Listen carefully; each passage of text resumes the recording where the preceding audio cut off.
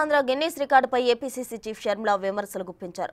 ప్రభుత్వానికి సైతం పరాకాష్ఠకు చేరిందని ఎక్స్లో పోస్ట్ చేశారు. యోగాంధ్ర గిన్నీస్ రికార్డుల కోసం పసిబిడ్డలను అవస్థలు పెడతారా? తిండి తిప్పలు లేకుండా కడుపులు మార్చుతారా? వేల మంది బిడ్డలను రూముల్లో వేసి కుక్కుతారా అంటూ ప్రశ్నల వర్షం కురిపించారు. వాళ్ళను పిల్లలు అనుకున్నారా, గొర్రెలు అనుకున్నారా? ఆ బిడ్డలు గిరిజన బిడ్డలనే కదా ఈ ప్రభుత్వానికి చిన్నచూపు? ఏం చేసినా నోరు మెదపరనే కదా ఏ నిర్లక్ష్యం? మోదీ మెప్పు కోసం ఇంత దిగజారుడుతనమా అంటూ ధ్వజమెత్తారు.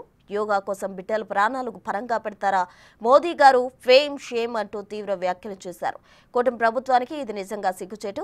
గిన్నీస్ రికార్డు యోగాంధ్రకు కాదు, 27,000 మంది గిరిజన విద్యార్థులకు ఆఖరి కేకలు పెట్టించినందుకు ఇవ్వాలని వ్యంగ్యాస్త్రాలు సంధించారు. విభజన హామీలపై ఆంధ్ర రాష్ట్ర ప్రజల గుండెలు మండిపోతుంటే 10 లక్షల కోట్ల అప్పుల్లో ఉన్న రాష్ట్రంలో 300 కోట్లు ఖర్చు పెట్టి యోగాంధ్ర చేయమని ఎవరడిగారని ప్రశ్నించారు. సక్రమ అక్రమ పొత్తులు, దత్తపుత్రులు, చంద్రబాబు, పవన్ కళ్యాణ్ అండతండలు ఉన్నంత కాలం రాష్ట్రంలో మోదీ ఆడింది ఆట, పాడింది పాట అంటూ ఎద్దేవా చేశారు.